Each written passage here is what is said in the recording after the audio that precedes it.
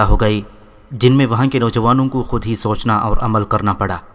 مقبوضہ علاقوں میں صلیبیوں نے قافلے لوٹنے کا بھی سلسلہ شروع کر رکھا تھا۔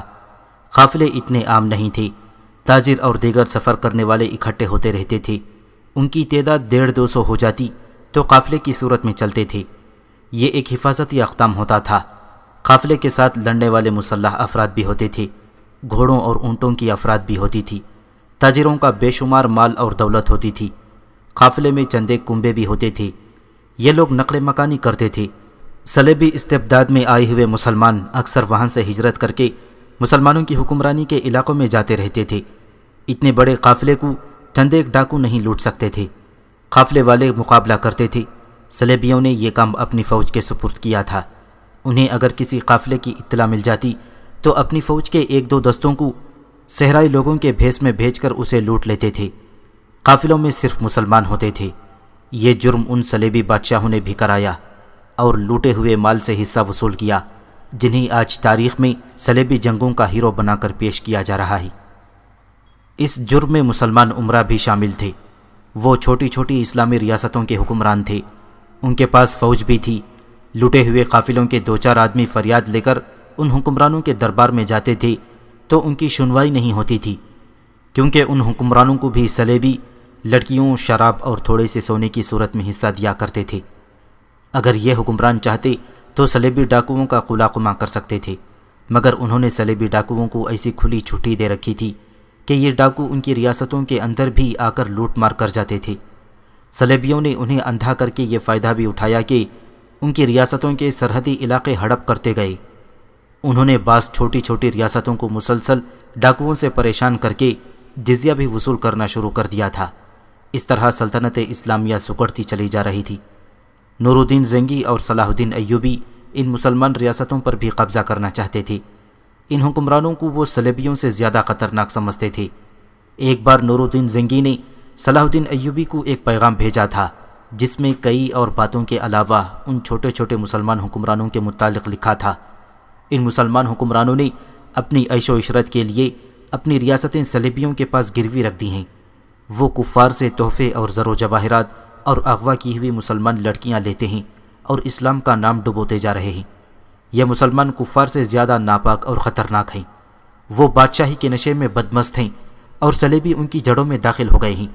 صلیبیوں کو شکست دینے سے پہلے ضروری ہو گیا ہے کہ ان مسلمان ریاستوں پر قبضہ کر کے انہیں سلطنت اسلامیہ میں مدغم کر دیا جائے اور خلافت بغداد کے تحت لایا جائے۔ اس کے بغیر اسلام کا تحفظ ممکن نہیں۔ ان خطروں کے باوجود کبھی کبھی کوئی بہت بڑا قافلہ صحرا میں جاتا نظر آ جاتا تھا۔ کرک سے چند میل دور ایک قافلہ گزر رہا تھا۔ اس میں 100 سے زیادہ اونٹ تھے، بہت سے گھوڑے بھی تھے۔ قافلے میں تاجروں کا مال تھا اور چند ایک کنبے تھے۔ ایک کنبہ ایسا بھی تھا جس میں 2 نوجوان لڑکیاں تھیں، یہ بہنیں تھیں۔ قافلہ حسب معمول مسلمانوں کا تھا۔ کرک کے علاقے سے قافلہ گزر رہا تھا تو صلیبیوں کو پتہ چل گیا۔ انہوں نے اپنی فوج کا ایک دستہ بھیج دیا جس نے دن دہاڑے قافلے پر جا حملہ کیا۔ قافلے کے گھڑ سواروں نے مقابلہ تو بہت کیا مگر صلیبیوں کی تعداد زیادہ تھی۔ وہاں ریت خون سے لال ہو گئی۔ صلیبیوں نے بچوں تک کو کاٹ ڈالا۔ 15-16 جوان سال مسلمان رہ گئے۔ انہیں قیدی بنا لیا گیا۔ دونوں لڑکیوں کو پکڑ لیا گیا۔ اونٹوں اور گھوڑوں کو مال و اسباب سمیت کرک لے گئے۔ یہ قافلہ جب کرک میں داخل ہوا تو آگے آگے قیدی تھے۔ ان کے پیچھے 2 گھوڑوں پر 2 لڑکیاں سوار تھیں جن کا لباس بتاتا تھا کہ یہ مسلمان ہیں۔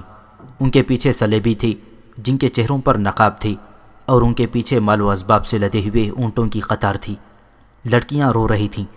کرک کے شہری تماشا دیکھنے کے لیے باہر نکل آئے۔ وہ تالیاں پیٹتے اور قہقہے لگاتے تھے کیونکہ وہ جانتے تھے کہ لوٹا ہوا یہ قافلہ مسلمانوں کا ہے اور قیدی بھی مسلمان ہیں۔ ان قیدیوں میں ایک جوان سال قیدی آفاق نام کا تھا۔ دونوں مغویہ لڑکیاں اس کی بہنیں تھیں۔ آفاق زخمی بھی تھا، اس کی پیشانی اور کندھے سے خون بہہ رہا تھا۔ وہ لوٹے ہوئے قافلے کے آگے آگے شہر میں داخل ہوا تو تماشائیوں کو دیکھ کر اس نے بلند آواز سے کہا، کرک کے مسلمانوں، ہمارا تماشا دیکھ رہے ہو، ڈوب مرو۔ ان لڑکیوں کو دیکھو، یہ میری نہیں تمہاری بہنیں ہیں، یہ مسلمان ہیں۔ ایک صلیبی نے پیچھے سے اس کی گردن پر گھونسا مارا۔ وہ منہ کے بل گر پڑا۔ اس کے ہاتھ رسیوں سے پیٹھ پیچھے بندھے ہوئے تھے۔ ایک قیدی نے اسے اٹھایا تو آفاق پھر چلایا، کرک کے مسلمانوں، یہ تمہاری بیٹیاں ہیں۔ اسے 2-3 نقاب پوشوں نے پیٹنا شروع کر دیا۔ اس کی بہنیں چیخ چیخ کر رو رہی تھیں اور فریادیں کرتی تھیں، خدا کے لیے ہمارے بھائی کو نہ مارو، ہمارے ساتھ جو سلوک کرنا چاہو کر لو، اسے نہ مارو۔ ایک بہن چلا رہی تھی، آفاق خاموش ہو جاؤ، تم ان کا کچھ نہیں بگاڑ سکتے۔ مگر آفاق چپ نہیں ہو رہا تھا۔ تماشائیوں میں مسلمان بھی تھے جو اپنا خون پی رہے تھے مگر بے بس تھے۔ ان کی غیرت ان کی نظروں کے سامنے گزرتی جا رہی تھی اور وہ دیکھ رہے تھے۔ ان میں نوجوان مسلمان بھی تھے اور ان میں عثمان سارم بھی تھا۔ اس نے اپنے نوجوان دوستوں کی طرف دیکھا، سب کی آنکھیں لال تھیں اور دل زور زور سے دھڑک رہے تھے۔ عثمان سارم تھوڑی دور تک اس قافلے کے ساتھ چلتا رہا۔ آگے ایک غریب سا موچی بیٹھا ہوا تھا جو لوگوں کے جوتے مرمت کیا کرتا تھا۔ اسے کسی مسلمان نے اپنی گھر کی دیوڑی میں سونے کی جگہ دے رکھی تھی۔ دن بھر وہ باہر بیٹھا جوتے مرمت کرتا رہتا تھا۔ بدقسمت قافلہ اس کے سامنے سے بھی گزرا۔ اس نے بھی آفاق کی للکار اور لڑکیوں کی آہوزاری سنی۔ آفاق کے چہرے کو خون سے لال ہوتا دیکھا، اس پر صلیبیوں کا ظلم ہوتا بھی دیکھا، لیکن اس طرح دیکھا جیسے اس نے کچھ بھی نہیں دیکھا۔ اس موچی کو نہ کبھی کسی نے مسجد میں جاتے دیکھا تھا نہ گرجے میں، وہ یہودیوں کی عبادت گاہ میں بھی کبھی نہیں گیا تھا۔ اس کی طرف وہی توجہ دیتا تھا جسے جوتا مرمت کرانا ہوتا تھا۔ اسے کبھی کسی نے بولتے نہیں سنا تھا۔ وہ قسمت کا مارا ہوا انسان تھا جسے صلیبیوں کے ساتھ بھی کوئی دلچسپی نہیں تھی اور اسلامیوں کے ساتھ بھی کوئی واسطہ نہیں تھا۔ عثمان سارم چلتے چلتے اس موچی کے قریب سے گزرنے لگا تو وہ رک گیا۔ قیدی آگے نکل گئے تھے، اونٹ جا رہے تھے۔ جب آخری اونٹ گزر گیا تو عثمان سارم نے دونوں جوتے اتار کر موچی کے آگے رکھ دیے اور اس کے سامنے بیٹھ گیا۔ موچی کسی کا جوتا مرمت کر رہا تھا۔ اس نے عثمان سارم کو سر اٹھا کر دیکھا بھی نہیں۔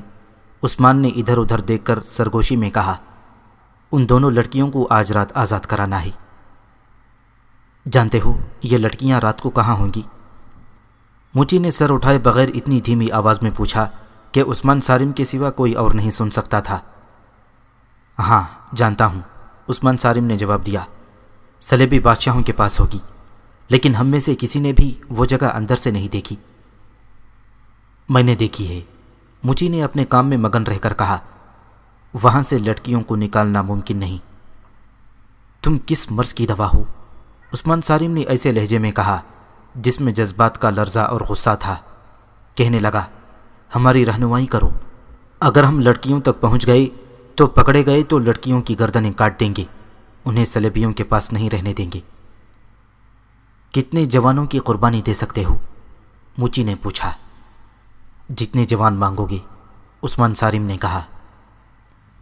کل رات، آج رات، عثمان سارم نے دبدبے سے کہا، آج ہی رات برجیس، آج ہی رات۔ امام کے پاس پہنچو، موچی نے کہا۔ کتنے نوجوان؟ برجس موچی نے سوچ کر کہا، 8۔ ہتھیار لے لو، خنجر، آتش گیر مادہ۔ عثمان سارم نے اپنے جوتے پہنے اور چلا گیا۔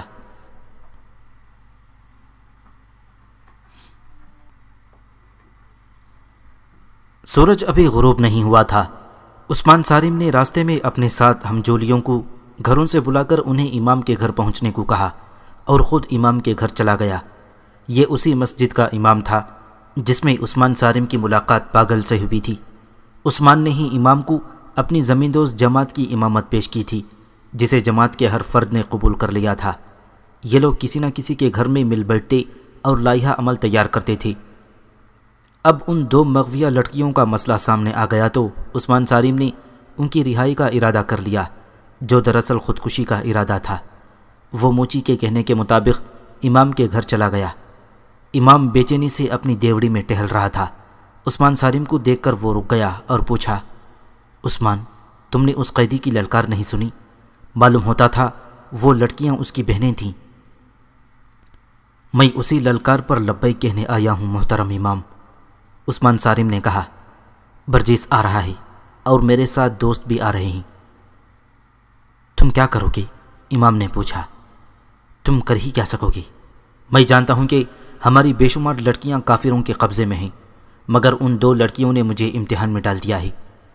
اس نے منہ اوپر کر کے گہری آہ بھری اور کہا، یا خدا، مجھے صرف ایک رات کے لیے جوان کر دے، یا آج ہی رات میری جان لے لے۔ اگر میں زندہ رہا تو تمام عمر ان لڑکیوں کی آہوزاری مجھے سنائی دیتی رہے گی اور میں پاگل ہو جاؤں گا۔ ہمیں اپنی دانش کی روشنی دکھائیں، عثمان صارم نے کہا۔ مجھے امید ہے کہ ہم آپ کو ایک رات سے زیادہ بے چین نہیں رہنے دیں گے۔ عثمان صارم کے 2 ساتھی آ گئے۔ امام نے انہیں بیٹھنے کو کہا اور تینوں سے مخاطب ہو کر کہا، آج یوں معلوم ہوتا ہے جیسے میری دانش جواب دے گئی ہو۔ مجھے اس طرح بے قابو نہیں ہونا چاہیے، لیکن کوئی غیرت کو للکارے تو جذبے بھڑک اٹھتے ہیں، جنہیں مطمئن کرنے کے لیے جوان ہونا ضروری ہوتا ہے۔ لیکن میرے بچوں، میں بہت بوڑھا ہو گیا ہوں، مجھ میں اب برداشت کی قوت نہیں رہی۔ تم جو کچھ کرنے کا ارادہ کرو سنبھل کر کرنا۔ ایک ایک کر کے 7 نوجوان جمع ہو گئے اور ان کے فوراً بعد مجھی آ گیا۔ اس نے بوری اٹھا رکھی تھی جس میں پرانے جوتے اور اوزار تھے۔ اس نے بوری پھینکی اور کمر سیدھی کی۔ وہ ہنس پڑا۔ وہ جب سیدھا ہو کر کھڑا ہوا تو کوئی کہہ نہیں سکتا تھا کہ یہ وہ موچی ہے جو دنیا کی گہما گہمی سے رشتہ توڑے ہوئے راستے میں بیٹھا جوتے مرمت کرتا رہتا ہے۔ اس وقت جب وہ امام کے گھر میں تھا اور دروازہ بند ہو چکا تھا، وہ موچی نہیں برجیز تھا، علی بن سفیان کے محکمہ جاسوسی کے ایک خفیہ شعبے کا تجربے کار اور نہایت عقل مند جاسوس۔ اس نے امام سے کہا، یہ لڑکے آج ہی ان دونوں لڑکیوں کو صلیبیوں کی قید سے آزاد کرانے پر تلے ہوئے ہیں۔ اس کام میں صرف پکڑے جانے یا ناکامی کا ہی خطرہ نہیں، بلکہ یقینی موت کا خطرہ ہے۔ ہم یہ خطرہ قبول کرتے ہیں محترم برجیز، ایک نوجوان نے کہا۔ آپ اس فن کے استاد ہیں، ہماری رہنمائی کریں۔ اگر عقل کی بات سنیں تو میں ایک مشورہ دینا چاہتا ہوں، برجیس نے کہا۔ صلیبیوں کے پاس بہت سی مسلمان لڑکیاں ہیں، ان میں سے بعض کو انہوں نے بچپن میں قافلوں اور گھروں سے اغوا کیا تھا اور انہیں اپنی تعلیم و تربیت دے کر ہمارے خلاف جاسوسی اور تمہاری کردار کشی کے لیے استعمال کر رہے ہیں۔ تم لوگ ایک ایک لڑکی کو تو آزاد نہیں کرا سکتے۔ اگر تم سب میرے فن سے فائدہ اٹھانا چاہتے ہو تو میں کہوں گا کہ 2 لڑکیوں کی خاطر تم جیسے 8 نوجوان قربان کر دینا عقل مندی نہیں، بردباری اور تحمل ضروری ہے۔ میں تحمل کو کس طرح قبول کر سکتا ہوں؟ عثمان صارم نے بھڑک کر کہا۔ میری طرح، برجیس نے کہا۔ کیا میں پیشے کا موچی ہوں؟ میں جب مصر میں ہوتا ہوں تو میری سواری کے لیے عربی گھوڑا تیار رہتا ہے اور میرے گھر میں 2 ملازم ہیں، مگر یہاں 3 مہینوں سے راستے میں بیٹھا لوگوں کے غلیظ جوتے مرمت کرتا رہتا ہوں۔ میں تمہیں 2 لڑکیوں کی آزادی کے لیے پورے کرک اور اس سے آگے کے بہت سارے علاقے کو آزاد کرانے کے لیے زندہ رکھنا چاہتا ہوں۔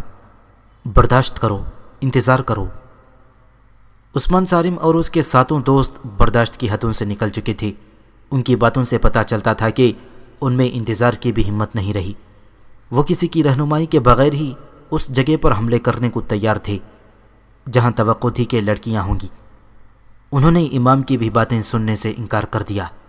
آخر برجیس نے انہیں بتایا کہ اس کے 2 جاسوس اس جگہ معمولی ملازم ہیں جہاں صلیبی حکمران رات کو اکٹھے ہوتے ہیں اور شراب پیتے ہیں۔ یہ دونوں جاسوس عیسائیوں کے بھیس میں شوبی کی فتح کے بعد وہاں سے بھاگنے والے عیسائیوں کے ساتھ آئے تھے۔ انہیں یہاں نوکری مل گئی تھی اور وہ کامیاب جاسوسی کر رہے تھے۔ تم سب نے وہ عمارت دیکھی ہے جہاں وہ صلیبی حکمران جو ہماری فوج کے خلاف لڑنے کے لیے برطانیہ، اٹلی، فرانس اور جرمنی وغیرہ سے آئے ہوئے ہیں، وہ رہتے ہیں۔ اس عمارت میں ایک بڑا کمرہ ہے جہاں وہ شام کے بعد اکٹھے ہوتے ہیں، شراب پیتے اور ناچتے ہیں۔ ان کی تفریح کے لیے لڑکیاں موجود ہوتی ہیں۔ وہ آدھی رات تک وہاں اودھم مچاتے رہتے ہیں۔ تم نے دیکھا ہے کہ وہ جگہ ذرا بلندی پر ہے جہاں سے پورا شہر نظر آتا ہے۔ وہاں فوج کا پہرا بھی نہیں ہوتا۔ اس عمارت تک پہنچنا ممکن نہیں۔ کوئی عام آدمی بلکہ کوئی خاص شہری بھی اس عمارت کے قریب نہیں جا سکتا۔ میں یہ معلوم کر سکتا ہوں کہ یہ 2 لڑکیاں کہاں ہوں گی، مگر ان تک رسائی کا طریقہ صرف یہ ہے کہ ہماری فوج باہر سے ابھی حملہ کر دے۔ اس صورت میں تمام حکمران اور فوجی حکام اس عمارت سے چلے جائیں گے اور حملہ روکنے میں کامیاب ہو جائیں گے، مگر آج رات حملہ نہیں ہو سکتا۔ یہ بھی نہیں کہا جا سکتا کہ صلاح الدین ایوبی کب حملہ کریں گے۔ ضرورت حملے کی ہے، امام نے برجس سے وضاحت چاہی۔ دوسرے لفظوں میں ضرورت یہ ہے کہ اس عمارت میں جو لوگ ہیں وہ وہاں سے چلے جائیں اور لڑکیاں وہی رہ جائیں۔ اس صورت میں آپ یہ کہنا چاہتے ہیں کہ ہمارے بچے اس عمارت میں داخل ہو کر لڑکیوں کو اٹھا لائیں؟ جی ہاں، برجیس نے اپنے تجربے کی بنا پر خود اعتمادی سے کہا۔ اگر شہر کے اندر کوئی بڑا ہی شدید اور خطرناک قسم کا ہنگامہ ہو جائے، کہیں آگ لگ جائے اور آگ جنگی ساز و سامان کو لگے، تو شاید حکمران اور دیگر لوگ وہاں سے نکل کر متوقع واردات پر چلے جائیں گے۔ برجیس گہری سوچ میں کھو گیا۔ اس نے عثمان سالم اور اس کے ساتھیوں کو باری باری دیکھا اور کچھ دیر بعد کہا، ہاں میرے مجاہدوں، اگر ایک جگہ آگ لگا سکتے ہو تو لڑکیوں کی رہائی کی صورت پیدا ہو سکتی ہے۔ جلدی بتاؤ محترم، عثمان سالم نے بے صبر ہو کر پوچھا۔ کہاں آگ لگانی ہے؟ کہو تو سارے شہر کو آگ لگا دیں۔ تم سب نے وہ جگہ دیکھی ہے جہاں صلیبیوں کی فوج کے گھوڑے بندھے رہتے ہیں، برجیس نے کہا۔ وہاں اس وقت کم و بیش 600 گھوڑے ایک جگہ بندھے ہوئے ہیں، باقی مختلف جگہوں پر ان کے قریب اتنی ہی تعداد اونٹوں کی بندھی ہوئی ہے۔ ان سے ذرا ہی پرے گھوڑوں کے خشک گھاس کے پہاڑ کھڑے ہیں۔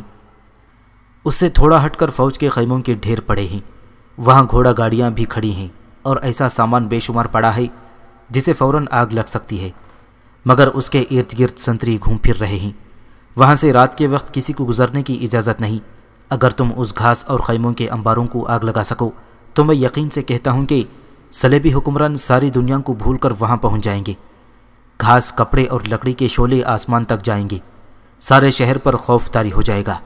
آگ لگانے کے ساتھ ہی اگر تم زیادہ سے زیادہ گھوڑوں کو کھول دو تو وہ ڈر کر ایسا بھاگیں گے کہ لوگوں کو کچلتے پھریں گے۔ مگر سوچنا یہ ہے کہ آگ کون لگائے گا، گھوڑے کون کھولے گا، اور آگ لگانے کے لیے وہاں پہنچا کس طرح جائے۔ فرض کر لو آگ لگ گئی، ایک نوجوان نے کہا، اور وہ عمارت بھی خالی ہو گئی، تو ہمیں کیا کرنا ہوگا؟ میں ساتھ رہوں گا، برجیس نے جواب دیا۔ اس عمارت میں تم میرے بغیر نہیں جا سکو گے۔ وہاں میرے 2 ساتھی موجود ہیں، وہ مجھے بتا دیں گے کہ لڑکیاں کہاں ہیں۔ مگر یہ بھی سوچ لو کہ لڑکیوں کو اٹھا لائیں گے تو انہیں کہیں چھپانا بھی ہوگا، اور اس کے بعد کرک کے مسلمانوں پر قیامت ٹوٹ پڑے گی۔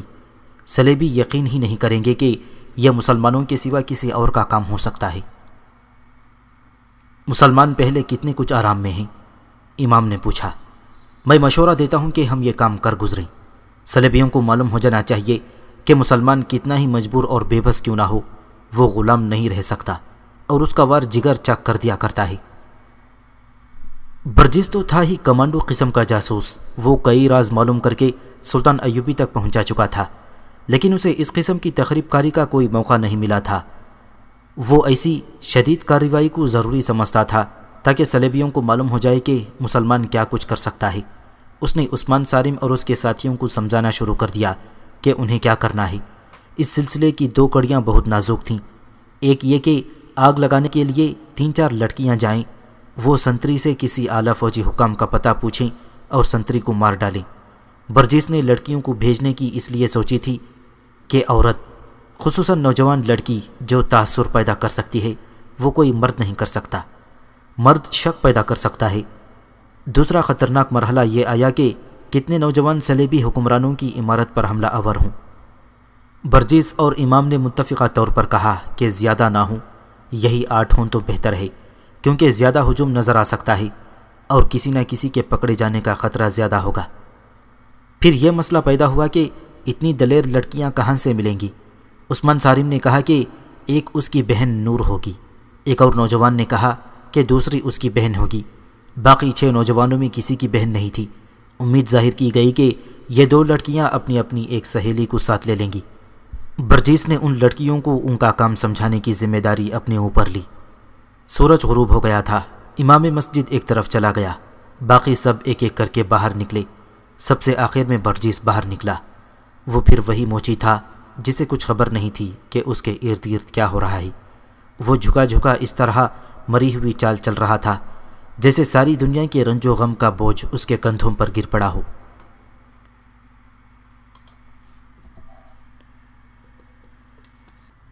عثمان سالم اپنے گھر سے ابھی کچھ دور تھا کہ اسے رینی الیگزینڈر مل گئی۔ وہ عثمان کی بہن نور کی گہری سہیلی بنی ہوئی تھی۔ دونوں بہن بھائی چاہتے تھے کہ وہ ان کے گھر نہ آیا کرے، لیکن عثمان سالم اسے اچانک گھر آنے سے روک کر کسی شک میں نہیں ڈالنا چاہتا تھا۔ رینی اس کے ساتھ بے تکلف ہونے کی کوشش کیا کرتی تھی۔ جس سے عثمان کو یہ خیال بھی آتا تھا کہ وہ اس کا کردار خراب کر کے اس کا قومی جذبہ مارنا چاہتی ہے۔ اس شام رینی راستے میں مل گئی۔ اس نے مسکرا کر دیکھا اور رکنا نہ چاہا، مگر رینی رک گئی اور اس کا راستہ روک لیا۔ عثمان صارم کو ایسا کوئی ڈر نہیں تھا کہ وہ مسلمان ہے اور وہ ایک عیسائی لڑکی کے ساتھ راز و نیاز کی باتیں کرتا پکڑا گیا تو سزا پائے گا۔ وہ جانتا تھا کہ صلیبی اور یہودی انہیں دیکھ کر خوش ہوں گے کہ ان کی ایک لڑکی مشتبہ مسلمان نوجوان کو اپنا گرویدہ بنا رہی ہے۔ وہ بھی رک گیا اور بولا، میں ذرا جلدی میں ہوں رینی۔ تمہیں کوئی جلدی نہیں عثمان، رینی نے دوستانہ لہجے میں کہا۔ کیا تم اتنی آسانی سے مجھ سے پیچھا چھڑا سکو گی؟ میں تم سے پیچھا چھڑانے کی تو نہیں سوچ رہا۔ جھوٹ نہ بولو عثمان، رینی نے مسکرا کر کہا۔ میں تمہارے گھر سے آ رہی ہوں۔ تمہاری بہن نے مجھے صاف کہہ دیا ہے کہ یہاں اب کم آیا کرو۔ عثمان ناراض ہوتا ہے۔ کیوں عثمان، یہ بات تم نے خود کیوں نہ کہہ دی؟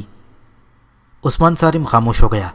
اس کی بہن نے جلد بازی سے کام لیا تھا، اس کے لیے جواب دینا مشکل ہو گیا۔ اسے خاموش دیکھ کر رینی نے کہا، مجھے یہ تو بتا دو کہ میں تمہارے گھر کیوں نہ آیا کروں؟ عثمان صارم کی ذہنی حالت کچھ اور تھی۔ وہ جلدی میں تھا اور اس کے جذبات بھڑکے ہوئے تھے۔ وہ ٹالنے کے لیے کوئی موزون جواب نہ سوچ سکا۔ اس کے منہ سے وہی بات نکل گئی جو اس کے دل میں تھی۔ اس نے کہا، رینی، معلوم نہیں میں خود کو کیوں نہ تمہیں کہہ سکا کہ ہمارے گھر نہ آیا کرو۔ اب سن لو، ہماری آپس میں کتنی ہی محبت کیوں نہ ہو، ہم قومی لحاظ سے ایک دوسرے کے دشمن ہیں۔ تم ذاتی محبت کی بات کرو گی، مگر میں قومی محبت کا قائل ہوں، جو صلیب اور قرآن مجید میں کبھی پیدا نہیں ہو سکتی۔ یہ میرا وطن ہے۔ تمہاری قوم یہاں کیا کر رہی ہے؟ جب تک تمہاری قوم کے آخری آدمی کا بھی وجود یہاں رہے گا، ہم ایک دوسرے کے دوست نہیں بن سکتے۔ میرے دل میں جو کچھ تھا وہ تمہیں بتا دیا ہے، اور میرے دل میں جو کچھ ہے وہ بھی سن لو، رینی نے کہا۔ میرے دل سے تمہاری محبت نہ صلیب نکال سکتی ہے نہ قرآن مجید۔ میں جب تک تمہیں دیکھ نہ لوں مجھے چین نہیں آتا۔ تمہیں مسکراتا دیکھتی ہوں تو میری روح بھی مسکرا اٹھتی ہے۔ سن لو عثمان، اگر تم نے مجھے اپنے گھر آنے سے روکا تو ہم دونوں کے لیے اچھا نہیں ہوگا۔ تم مجھے دھمکی دے سکتی ہو، تم حکمران قوم کی لڑکی ہونا، عثمان صارم نے تحمل سے کہا۔ اگر میرے دماغ میں حکمرانی کا نشہ ہوتا تو تم یہاں نہ کھڑے ہوتے، قید خانے میں گل سڑ رہے ہوتے، رینی نے کہا۔ تم یہ سمجھ بیٹھے ہو کہ مجھے تمہارے متعلق کچھ نہیں معلوم۔ کہو تو تمہاری زمیندوز کارروائیوں کی تفصیل سنا دوں، کہو تو تمہارے گھر میں وہ سارے خنجر، تیر و کمان اور آتش گیر مادہ برآمد کرا دوں جو تم نے اپنے گھر میں میری قوم اور میری حکومت کے خلاف استعمال کرنے کے لیے چھپا رکھا ہے، اور جو تمہیں گھر میں رکھنے کی اجازت نہیں۔ نور کو تم تیغ زنی سکھا رہے ہو، اور تمہارے ساتھ جو دوست ہمارے خلاف کام کر رہے ہیں ان میں سے کئی ایک کو جانتی ہوں۔ لیکن عثمان، تم نہیں جانتے کہ تمہارے اور قید خانے کے درمیان میرا وجود حائل ہے۔ تم جانتے ہو کہ میرا باپ کون ہے اور وہ کیا نہیں جانتا اور کیا نہیں کر سکتا۔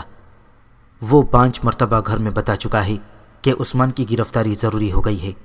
میں نے 5 مرتبہ باپ سے منت کر کے کہا ہے کہ عثمان کی بہن میری بڑی پیاری سہیلی ہے اور اس کا باپ ایک ٹانگ سے معذور ہے۔ 2-3 بار میرے باپ نے مجھے ڈانٹ کر کہا کہ میں تم لوگوں کے ساتھ تعلق توڑ دوں۔ مجھے یہ بھی کہا گیا کہ عثمان اس قابل نہیں کہ اس کے ساتھ اتنی زیادہ محبت اور مروت کی جائے، لیکن میں ماں باپ کی اکیلی اولاد ہوں، وہ مجھے ناراض نہیں کرنا چاہتے۔ سورج غروب ہو گیا تھا، شام تاریک ہونے لگی تھی۔ عثمان صارم خاموش رہا، اس کا ذہن کسی اور طرف تھا۔ وہ کچھ جواب دیے بغیر چل پڑا تھا۔ ابھی 2 ہی قدم اٹھائے تھے کہ رینی نے آگے ہو کر اسے اس طرح روک لیا کہ اس کا سینہ عثمان کے سینے سے لگ گیا۔ رینی نے دونوں ہاتھ اس کے کولہوں پر رکھ دیے۔ اس کے جسم سے عثمان کو ایسی عطر بیز بو آئی جو مسلمان گھرانوں میں نہیں ہوتی تھی۔ لڑکی اس کے قریب ہو گئی، اتنی قریب کہ اس کی سانسیں ٹکرانے لگیں۔ رینی کے ملائم ریشم جیسے بال جب عثمان صارم کے گالوں سے لگے تو وہ یوں تڑپ اٹھا جیسے پھندے سے آزاد ہونے کی کوشش کی ہو۔ رینی نے اسے چھوڑ دیا۔ مجھے آزاد کر دو رینی، عثمان صارم نے اکھڑے ہوئے لہجے میں کہا۔ مجھے پتھر بن جانے دو، میرا راستہ کوئی اور ہے، ہم اکٹھے نہیں چل سکیں گے۔ محبت قربانی مانگتی ہے، رینی نے نشیلی آواز میں کہا۔ کہو کیا قربانی مانگتے ہو؟ میں وعدہ کرتی ہوں کہ تم جو جی میں آئے کرو، میں تمہیں قید نہیں ہونے دوں گی۔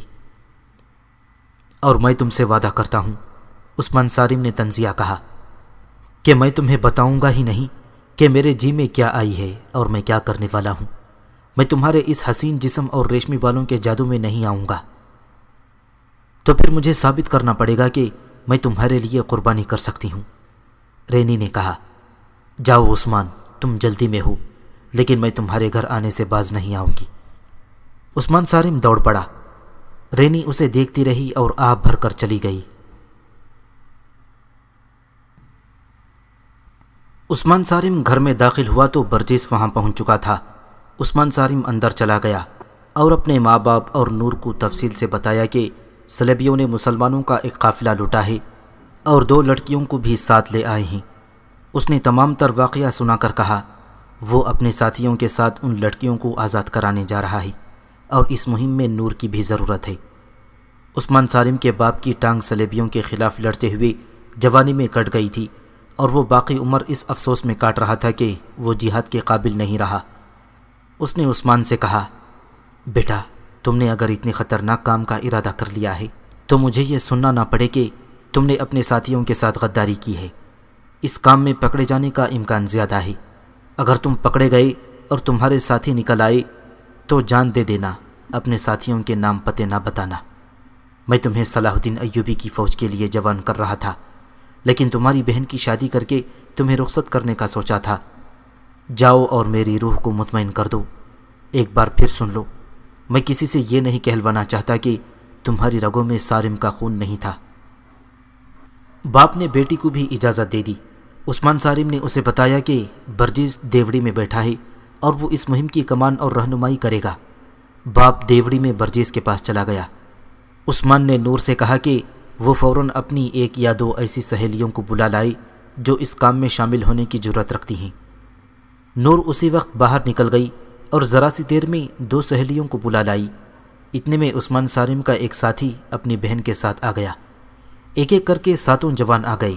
برجس نے لڑکیوں کو بتایا کہ وہ کس راستے کہاں جائیں گی۔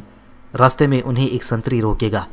لڑکیاں اس سے پوچھیں گی کہ اوپر کو کون سا راستہ جاتا ہے۔ وہ کہیں گی کہ شاہ رینالڈ نے انہیں بلایا ہے، لیکن وہ غلط راستے پر آ گئی ہیں۔ ان میں سے ایک لڑکی نوکرانیوں کے بھیس میں ہوگی، جس کے سر پر سامان ہوگا۔ سنتری کو ختم کرنا ہوگا، پھر آگ لگانی ہوگی۔ آگ لگانے والا سامان نوکرانی کے سر پر ہوگا۔ گھوڑے اس طرح بندھے ہوں گے کہ لمبے لمبے رسوں کے سرے زمین میں دبائے ہوئے ہوں گے، اور گھوڑوں کی پچھلی ایک ایک ٹانگ سے زنجیر یا رسی بندھی ہوئی ہوگی جو رسیوں سے گزاری گئی ہوگی۔ ان لمبے رسوں کو خنجروں سے کاٹ دینا ہوگا، اور چند ایک گھوڑوں کو خنجر بھی مارنے ہوں گے تاکہ وہ مزور ہو کر بھاگ اٹھیں۔ برجس نے لڑکیوں کو فوراً لباس اور حلیہ درست کرنے کو کہا اور ایک کو نوکرانی بنا دیا۔ اس کے منہ اور ہاتھوں پر مٹی اور سیاہی سی مل دی۔ پھر وہ عثمان صارم اور اس کے ساتھیوں کو ہدایت دینے لگا۔ وہ خود ان کے ساتھ جا رہا تھا۔ عثمان صارم کے باپ نے بھی انہیں کچھ مشورے دیے۔ پھر سب کو خنجر دیے گئے۔ خاصا وقت گزر گیا تھا، لیکن برجس کہہ رہا تھا کہ ابھی شہر جاگ رہا ہے۔ اس جگہ کی رونق اس وقت جاگتی تھی جب شہر سو جاتا تھا۔ تیاریوں میں وقت گزرتا رہا اور روانگی کا وقت ہو گیا۔ سب کو اکیلے اکیلے جانا تھا اور ایک طے شدہ مقام پر ملنا تھا۔ لڑکیوں کا راستہ الگ تھا۔ انہیں اندازاً وقت بتا دیا گیا تھا جب انہیں آگ لگانی تھی۔ اس وقت برجس کی جماعت کو حملے کے مقام پر ہونا چاہیے۔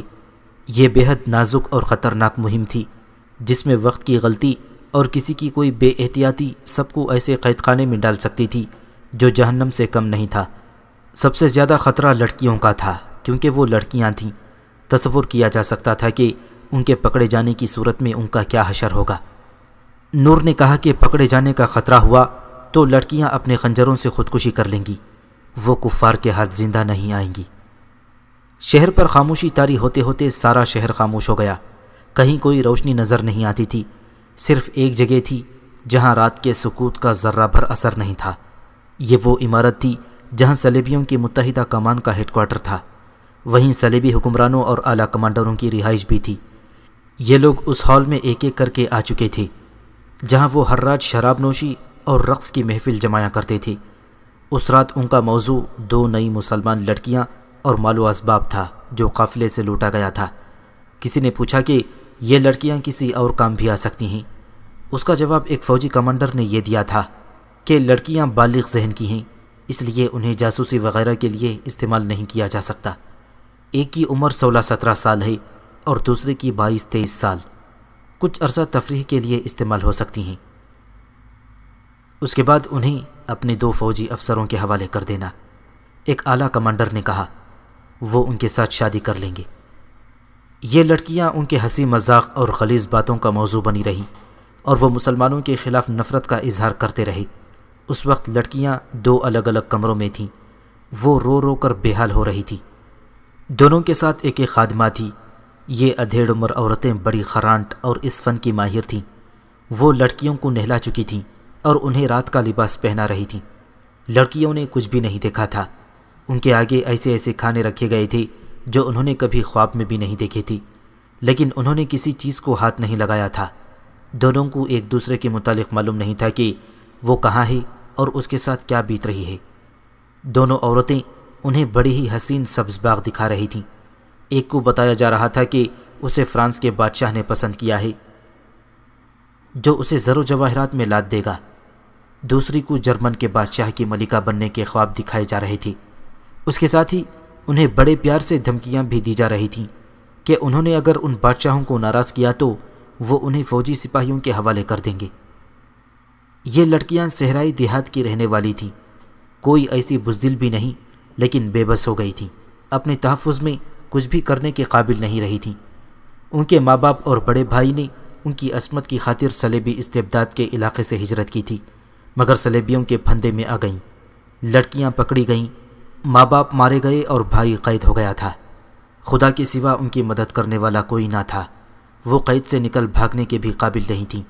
وہ روتی تھیں تو صرف خدا کو یاد کرتی اور خدا کو ہی مدد کے لیے پکارتی تھیں۔ اپنی عزت کے علاوہ اپنے بھائی آفاق کے لیے وہ بہت پریشان تھیں۔ اس وقت آفاق بیگر کیمپ میں تڑپ رہا تھا۔ وہ زخمی تھا اور اسے پیٹا بھی بہت گیا تھا۔ پہلے کے قیدی شام کے وقت روزمرہ کی مشقت سے آئے تھے۔ انہوں نے ان نئے قیدیوں کو دیکھا، ان کی بپتا سنی۔ ان میں صرف آفاق زخمی تھا، کسی نے اس کی مرہم پٹی نہیں کی تھی۔ 3-4 قیدیوں نے مرہم اور کچھ دیسی دوائیاں چھپا کر رکھی ہوئی تھیں۔ رات کو انہوں نے آفاق کے زخم صاف کیے اور مرہم بھر کر اوپر کپڑے باندھ دیے۔ آفاق کو اپنے زخموں کا درد محسوس نہیں ہو رہا تھا، اس کا دھیان اپنی بہنوں کی طرف تھا۔ قیدیوں سے وہ پوچھتا تھا کہ اس کی بہنیں کہاں ہوں گی اور ان کے ساتھ کیا سلوک ہو رہا ہوگا۔ اسے بتایا گیا کہ اس قید خانے کی کوئی دیوار نہیں اور انہیں بیڑیاں بھی نہیں ڈالی گئیں، پھر بھی وہ یہاں سے بھاگ نہیں سکتا کیونکہ سنتری گھوم پھر رہے ہیں، اور اگر وہ یہاں سے نکل بھی جائے تو جائے گا کہاں؟ کہیں نہ کہیں پکڑا جائے گا۔ اس کی سزا اتنی اذیت ناک موت ہوگی جس کا وہ تصور بھی نہیں کر سکتا۔ اسے بتایا گیا کہ یہاں کئی سالوں سے قیدی پڑے ہیں جو کرک ہی کے رہنے والے ہیں، لیکن بھاگنے کی جرات نہیں کرتے۔ وہ جانتے ہیں کہ وہ پکڑے نہ گئے تو صلیبی ان کے پورے خاندان کو قید میں ڈال دیں گے۔ ان تمام مجبوریوں اور خطروں کے باوجود آفاق فرار اور بہنوں کو رہا کرانے کی سوچ رہا تھا۔ اس کا جسم چلنے کے قابل بھی نہیں تھا۔ قیدی دن بھر کے تھکے ماندے بے ہوشی کی نیند سو گئی اور آفاق جاگ رہا تھا۔ لڑکیاں پکڑی نہ گئی ہوں، عثمان سالم نے سرگوشی میں کہا۔ خدا کو یاد کرو عثمان، برجیس نے کہا۔ ہم اس وقت موت کے منہ میں ہیں، دل سے تمام خوف نکال دو اور خدا کو دل میں بٹھا لو۔ تمہیں دوسرے لڑکوں پر بھروسہ ہے؟ پورا بھروسہ، عثمان نے کہا۔ ان کی فکر نہ کرو، مجھے لڑکیوں کا فکر ہے۔ خدا کو یاد کرو، برجیس نے کہا۔ ہم چوری نہیں کرنے آئے، اللہ مدد کرے گا۔ اس وقت عثمان سالم اور برجیس گھر میں نہیں تھے۔ وہ اس عمارت سے جس میں مغویہ لڑکیاں تھیں اتنی دور جھاڑیوں میں چھپے ہوئے تھے جہاں سے عمارت انہیں اپنے سر پر کھڑی نظر آ رہی تھی۔ ان کے ساتھ ساتھی ان سے تھوڑی ہی دور بکھر کر انہی کی طرح چھپے ہوئے تھے۔ برجیس نے انہیں اچھی طرح بتا دیا تھا کہ کون سے اشارے پر انہیں کیا کرنا ہے۔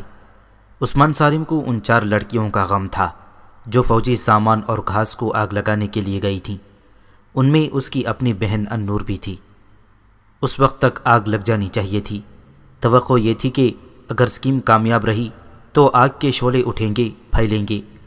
اس عمارت سے تمام کمانڈر وغیرہ آگ کی طرف بھاگیں گے۔ جو ایک قدرتی رد عمل تھا، کیونکہ فوجی سامان کو آگ لگنے کی صورت میں وہ اپنی محفلی عیش و طرب میں مگن نہیں رہ سکتے تھے۔ ان کے جاتے ہی ان نوجوانوں کو عمارت پر ٹوٹ پڑنا تھا، مگر لڑکیوں کو گئے بہت وقت ہو گیا تھا، شاید سنتری نے انہیں روک کر واپس بھیج دیا ہوگا۔ لڑکیاں ابھی سنتری تک ہی نہیں پہنچی تھیں، کیونکہ وہاں سنتری تھا ہی نہیں۔ سنتری کا نہ ہونا خطرہ تھا، کیونکہ زندہ رہنے کی صورت میں وہ انہیں آگ لگاتے پکڑ سکتا تھا۔ لڑکیوں نے سنتری کو ڈھونڈنا شروع کر دیا۔ وہ خشک گھاس کے پہاڑوں جیسے ڈھیروں کے پاس سے گزر رہی تھیں۔ اندھیروں میں انہیں خیموں کے انبار نظر آ رہے تھے۔ وہ اکٹھی جا رہی تھیں۔ انہیں ایک جگہ ڈنڈے سے بندھی ہوئی مشل کا شعلہ نظر آیا۔ وہ ادھر چلی گئیں۔ سنتری سامنے آ گیا۔ مشل کا ڈنڈا زمین میں گڑا ہوا تھا۔ سنتری نے مشل اٹھائی اور لڑکیوں کے قریب آ کر انہیں روکا۔ وہ لڑکیوں کا بھڑکیلا لباس اور سز دھس دیکھ کر مروب ہو گیا۔ ان کے ساتھ ایک نوکرانی تھی جس نے سر پر گٹھری سی اٹھا رکھی تھی۔ سنتری نے ان سے پوچھا کہ وہ کون ہیں اور کہاں جا رہی ہیں۔ معلوم ہوتا ہے ہم غلط راستے پر آ گئی ہیں، نور نے بڑی شوق ہنسی سے کہا۔ شاہ رینالڈ کا دعوت نامہ آیا تھا، ہم نے رات کو آنے کا وعدہ کیا تھا۔ ذرا دیر ہو گئی تو کسی نے بتایا کہ یہ راستہ چھوٹا ہے، یہاں تو معلوم ہوتا ہے کہ آگے گھوڑے وغیرہ بندے ہیں، ہم کدھر جائیں؟ ایک معمولی سی سنتری پر روب طاری کرنے کے لیے شاہ رینالڈ کا نام ہی کافی تھا۔ وہ جانتا تھا کہ صلیبی بادشاہ کس قماش کے لوگ ہیں۔ رینالڈ نے ان لڑکیوں کو عیش و عشرت اور ناچ گانے کے لیے بلایا ہوگا۔ لڑکیوں کے لباس، عمریں اور ان کی شکل و صورت اور نور کے بات کرنے کا نڈر اور کھلنڈر سا انداز بتا رہا تھا کہ یہ اس کے اعلیٰ حکام کے مطلب کی لڑکیاں ہیں۔ اس نے انہیں راستہ بتانا شروع کر دیا۔ ایک لڑکی اس کے پیچھے ہو گئی اور اتنی زور سے خنجر اس کی پیٹھ میں گھونپا کہ دل کو چیرتا آگے نکل گیا۔ اس کے ہاتھ سے مشل گر پڑی۔ نور نے مشل پر دونوں پاؤں رکھ کر اس کا شعلہ بجھا دیا۔ باقی لڑکیوں نے بھی سنتری کے جسم میں اپنا اپنا خنجر داخل کر دیا۔ سنتری کی آواز بھی نہ نکلی۔ برجیس نے انہیں بتایا تھا کہ گھاس کو آگ لگے گی تو اس کی روشنی میں انہیں خیموں کے ڈھیر اور گاڑیاں نظر آ جائیں گی۔ گھاس کے پہاڑ تو انہیں اندھیرے میں بھی نظر آ رہے تھے۔ جو لڑکی نوکرانی بنی ہوئی تھی اس نے جلدی سے سر سے گٹھری اتاری۔ اس میں آتش گیر مادہ اور آگ لگانے کا سامان تھا۔ انہوں نے گھاس کے ایک ڈھیر کو آگ لگا دی، پھر دوسرے اور تیسرے کو، اور ذرا سی دیر میں تمام ڈھیروں کو آگ لگ گئی۔ اب خطرہ بڑھ گیا تھا کیونکہ روشنی ہو گئی تھی۔ تھوڑی دور انہیں لپٹے ہوئے خیموں کے ڈھیر نظر آ گئے۔ یہ کپڑا تھا، اسے آگ لگانا مشکل نہ تھا۔ خیمے بھی جلنے لگے۔ خالی گھوڑا گاڑیاں ایک دوسرے کے ساتھ کھڑی تھیں۔ لڑکیوں میں غیر معمولی پھرتی آ گئی تھی۔ انہوں نے 3-4 گاڑیوں پر آتش گیر مادہ پھینکا اور آگ لگا دی۔ اتنی دیر میں گھاس کے شعلے آسمان تک پہنچنے لگے۔ لڑکیاں گھوڑوں کی طرف بھاگیں۔ ابھی تک کوئی بیدار نہیں ہوا تھا۔ لڑکیوں نے خنجروں سے وہ لمبے لمبے رسے کاٹ دیے جن کے سرے زمین میں دبے ہوئے تھے، اور ہر رسے کے ساتھ 40 سے 50 گھوڑے بندھے ہوئے تھے۔ لڑکیوں نے چند ایک گھوڑے کو خنجر مارے۔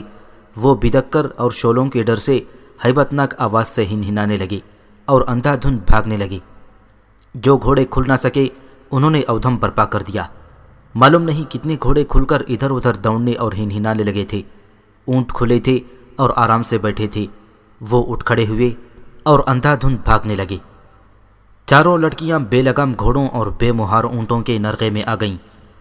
دوسری طرف شعلے تھے جن کی تپش دور سے بھی جسموں کو جلاتی تھی، اور جانوروں کے اس قدر زیادہ شور و غل اور دھماکوں جیسے ٹاپوؤں سے فوج بیدار ہو گئی۔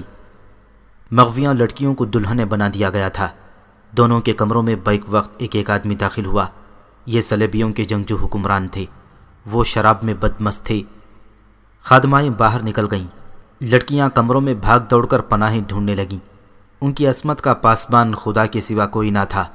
ایک لڑکی 2 زانوں گر پڑی اور ہاتھ جوڑ کر رو رو کر خدا کو مدد کے لیے پکارا۔ صلیبی نے قہقہا لگایا اور اس کی طرف بڑھا۔ باہر اسے شور و غل سنائی دیا۔ یہ غیر معمولی شور تھا۔ اس نے دروازہ کھول کر دیکھا تو ایسے لگا جیسے پورے شہر کو آگ لگ گئی۔ گھوڑوں اور اونٹوں کی خوفزدگی کا یہ عالم تھا کہ کچھ گھوڑے اس بلندی پر بھی چڑھ آئے جس پر یہ عمارت تھی۔ اس کا نشہ فوراً اتر گیا۔ دوسرا بھی باہر نکل آیا۔ 2-3 آدمی دوڑتے آئے اور گھبرائے ہوئے لہجے میں کہا کہ گھاس خیموں اور گاڑیوں کو آگ لگ گئی ہے۔ دوڑتے ہوئے جانوروں نے کئی آدمیوں کو کچل دیا ہے۔ اگر آگ شہر کو لگتی تو یہ حکام پرواہ نہ کرتے۔ وہاں فوج کا سامان جل رہا تھا اور فوج کے سینکڑوں جانور کھل گئے تھے۔ ذرا سی دیر میں تمام حکمران اور کمانڈر اور وہاں جو کوئی بھی تھا دوڑتے نکل گئے۔ وہ اپنی نگرانی میں آگ بجھانے کا بندوبست کرنا چاہتے تھے۔ اس عمارت کے ارد گرد جو مسلح پہرا تھا وہ بھی وہاں سے ہٹ گیا۔ باڈی گارڈز بھی اپنے حکام کے پیچھے دوڑتے گئے۔ برجیس نے بلند آواز سے پکارا، تم بھی چلو، اور وہ عمارت کی طرف اٹھ دوڑا۔ اس کے 8 جوان بھی دوڑ پڑے۔ ان کے ہاتھوں میں خنجر تھے۔ عمارت کے برآمدوں میں جا کر اس نے اپنے ان 2 ساتھیوں کو پکارنا شروع کر دیا جو وہاں عیسائیوں کے بھیس میں ملازم تھے۔ ان میں سے ایک مل گیا۔ اس نے برجیس کو پہچان لیا۔ برجیس نے اس سے پوچھا کہ آج جو لڑکیاں یہاں لائی گئی ہیں وہ کہاں ہیں؟ اسے معلوم نہیں تھا۔ اس نے کمرے دکھا دیے اور خود بھی ساتھ ہو لیا۔ وہاں اب سہولت یہ پیدا ہو گئی تھی کہ کوئی ذمہ دار آدمی موجود نہ تھا۔ پیچھے نوکر چاکر رہ گئے تھے جو آگے جا کر بلندی سے آگ کا تماشا دیکھ رہے تھے۔ برجیس کی اسکیم پوری طرح کامیاب تھی۔ وہ ملازم کی رہنمائی میں ان کمروں میں جانے لگے جہاں لڑکیاں ہوتی تھیں۔ وہاں برآمدوں میں کچھ لڑکیاں کھڑی تھیں، ان میں بعض نیم برہنہ تھیں۔ ان سے پوچھا گیا کہ آج جو لڑکیاں آئی ہیں وہ کہاں ہیں؟ انہیں بھی معلوم نہ تھا۔ آخر ایک کمرے میں گئے تو ایک لڑکی مل گئی۔ وہ کمرے میں دبکی بیٹھی ہوئی تھی۔ عثمان سارم اور اس کے بعض ساتھیوں نے اسے دن کے وقت دیکھا تھا جب ان دونوں کو لٹے ہوئے قافلے کے ساتھ لے جایا جا رہا تھا۔ برجیس کی پارٹی کے تمام آدمی نقاب پوش تھے۔ انہیں دیکھ کر لڑکی نے چیخ ماری۔ برجیس نے اسے بتایا کہ وہ مسلمان ہیں اور اسے رہا کرانے آئے ہیں، مگر وہ لڑکی اتنی ڈری ہوئی تھی کہ ان کے ہاتھ نہیں آ رہی تھی۔ انہوں نے اسے زبردستی اٹھا لیا۔ دوسرے کمرے میں اس کی بہن مل گئی۔ اس کا رد عمل بھی یہی تھا، اسے بھی زبردستی اٹھایا گیا۔ دوسری لڑکیاں جو ایک عرصے سے سلیبیوں کے پاس تھیں یہ منظر دیکھ رہی تھیں۔ وہ آدمیوں کو ڈاکو سمجھ کر ادھر ادھر بھاگ گئیں۔ مغویہ بہنیں چیخو پکار کر رہی تھیں۔ انہیں برجیس نے غصے سے کہا کہ وہ سب مسلمان ہیں، انہیں مسلمان گھرانوں میں لے جا کر چھپائیں گے۔ بڑی ہی مشکل سے انہیں خاموش کیا گیا اور جانبازوں کی یہ جماعت وہاں سے نکل گئی۔